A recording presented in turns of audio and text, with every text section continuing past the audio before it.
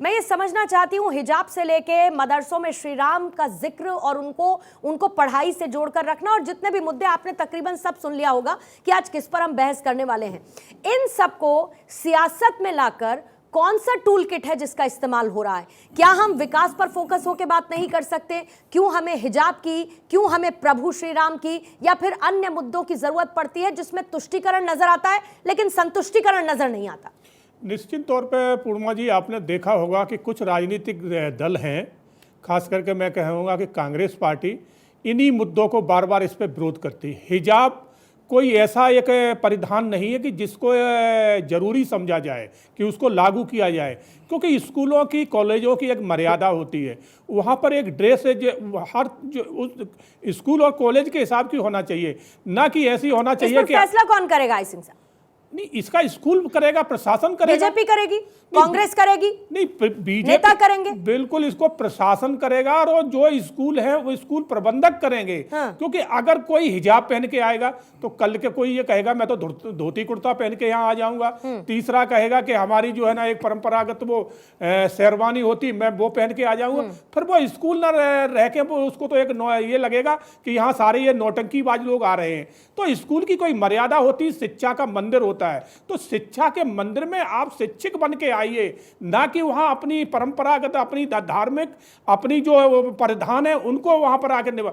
मैं मानता हूँ अगर ये हिजाब इतना ही जरूरी है तो उन महिलाओं, उन लड़कियों पे लागू क्यों नहीं होता जो चाहे वो फिल्म इंडस्ट्री में हो या वो मॉडलिंग में हो या अन्य क्षेत्र पे हो, उनके ऊपर ये इस तरह का दबाव क्यों नहीं डालते कि आप वहाँ भी हिजाब पहनिए, क्योंकि वहाँ उनके ऊपर इनकी चलेगी नहीं, वो इनकी बात नहीं मानेंगे।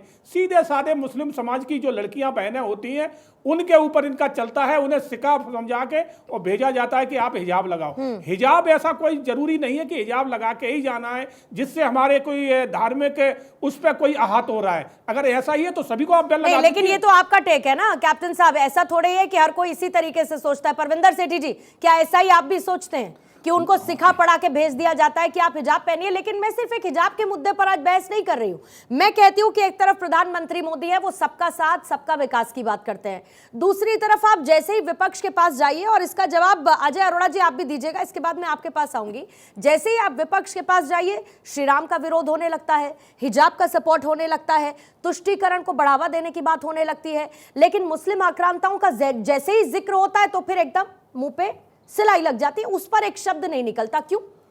नहीं, देखिए, अगर कोई इस तरह का कानून या ऐसा प्रावधान देश की सरकार या जो भी संस्थाएं हैं अगर इस चीज़ को सेटल करती हैं कि हिजाब नहीं पहनना, तो वो एक अलग बात है। लेकिन एक भारतीय जनता पार्टी का विधायक जाकर एक तुष्टीकरण की राजनीति करता है और लोगों की धार्मिक भावनाओं को कर्नाटक में कोर्ट का रुख आपको याद है ना? कोर्ट ने क्या कहा था कर्नाटक में हिजाब मामले पे? याद करवाइए जरा एक बार फिर से, कहा क्या गया था सर, ये बताइए। कर्नाटक का भी एक मुद्दा उठा था, और उसके बाद वहां पर चुनाव से पहले क्या था विपक्ष का नारा? आप देखो, जात के नाम पे, प्रांत के नाम पे, हिंदू मुसलमान के नाम पे तुष्टीकरण की राजनीति कहा गया ना कि हम दोबारा से इस फैसले को पलटेंगे, कहा गया था ना सरकार की तरफ से, अगर हम सरकार में आए, बोला गया था ना सर। नहीं, पूरे देश के अंदर ये भी लागू नहीं हुआ है कि आप हिजाब नहीं पहन सकते।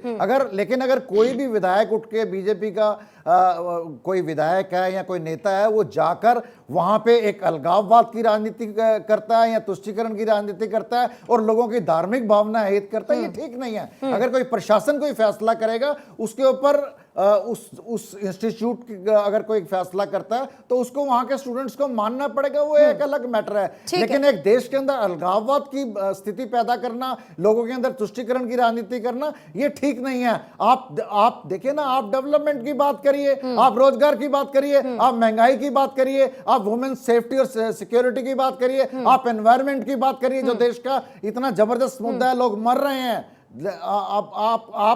आप देश की डेवलपमेंट की बात तो करते नहीं है, लेकिन भगवान राम की बात कर रहे हैं। भगवान राम को किसी भी व्यक्ति ने उसके खिलाफत नहीं करी है। अगर मान लिया कोई हिंदू व्यक्ति है तो सारे तो तिलक और धोती कुर्ता पहन के नहीं जाते ना। जो कुछ लोग जो उस परंपरा को मानते हैं, या सिक्की में मैं सिख धर्म की बात करता हूं, कहा जा रहा है ना परविंदर सेठी जी यही तो फिर कहा जा रहा है ना, कोई अगर धोती कुर्ता तिलक लगा के नहीं जाता तो यही तो कहा जा रहा है कि फिर हिजाब की क्या जरूरत है, फिर हिजाब की क्या जरूरत है। नहीं, किसी फिर तो आपको आपत्ति तिलक से भी होनी चाहिए। और किसी कॉलेज की अजय अरोड़ा जी इस पर कुछ ऐड ऑन करना चाह रहे हैं और उसके बाद कैप्टन साहब इस पर रिप्लाई करिएगा। अजय जी। पूर्णिमा जी, केंद्र सरकार भी कैप्टन साहब की, राज्य सरकार भी, और सरकार कुछ भी कह दे, प्रशासन फैसला करेगा। अगर इनको हिजाब से दिक्कत है कैप्टन साहब को, तो कानून बना दें। जैसे सेठी साहब ने बोला कि तुष्टीकरण की राजनीति ना करें। बाल मुकुंद आचार्य जी जब से विधायक बने हैं चर्चा का विषय बन गए हैं। शपथ लेने से पहले भी इन्होंने इस प्रकार की राजस्थान के जयपुर में कुछ ऐसी बातें की थी और बाद में इन्होंने कहा जी मैं वापस लेता हूं अपनी बातें। तो कह के ये वापस बात लेने वाला। अरोड़ा जी वो तो ये कह रहे हैं ना बाल मुकुंद जी की मुझे दो तरीके का माहौल नजर आया, मुझे उस दो तरीके के पहनावे से दिक्कत है। वो तो ये कह रहे हैं ना कि यूनिफॉर्म कर दीजिए एक, उसमें उनको कोई तकलीफ नहीं है। और ये तो इंस्टीट्यूशंस में हमेशा से रहा है सर, आप भी इंस्टीट्यूशन से पढ़ के निकले, मैं भी इंस्टीट्यूशन से पढ़ के निकली हूं, हमने तो नहीं देखा। बिल्कुल पूर्णिमा जी, अगर बाल मुकुंद जी लगता है पूरे भारतवर्ष में ऐसे विधायक हैं, अकेले विधायक हैं जो सब कानून बदलना चाहते हैं, हिंदू मुसलमान करना चाहते हैं, करें, कोई दिक्कत नहीं है, हमें उससे दिक्कत नहीं है। लेकिन तुष्टीकरण की राजनीति ना करें। और जिस प्रकार से देश चल रहा है, समाज चल रहा है, राज्य में सरकार आपकी है, अगर आप कोई चीज लागू करते हो प्रशासन करेगा, उसका फैसला होगा, लोग कोर्ट भी जा सकते हैं, जैसे कर्नाटका में लोग गए। तो कहने का मतलब सब लोग स्वतंत्र हैं। भारत में लोकतांत्रिक व्यवस्था है, सभी धर्मों सभी जातियों का इसमें इज्जत होनी चाहिए। हिंदू मुस्लिम सिख ईसाई चारों में भाई भाई। और जहां तक बाल मुकुंद जी ने आते ही आपके चैनल पे देखा था मैंने, भारत 24 पे जिस प्रकार अभी शपथ में नहीं ली थी तो जयपुर में इन्होंने क्या कहा था, फिर बाद में वापस ना पड़ा। मुझे लगता है कि जब जल्दी कर रहे हैं, अगर अभी नए नए विधायक बने, इतनी जल्दी ना करें, इतनी सोच समझ के विचार करें, देश को बांटे मत। हमारी तो एक ही हाथ जोड़ के है, हिजाब हो ना हो मैटर ये नहीं करता, देश को बांटे मत, बांटे मत।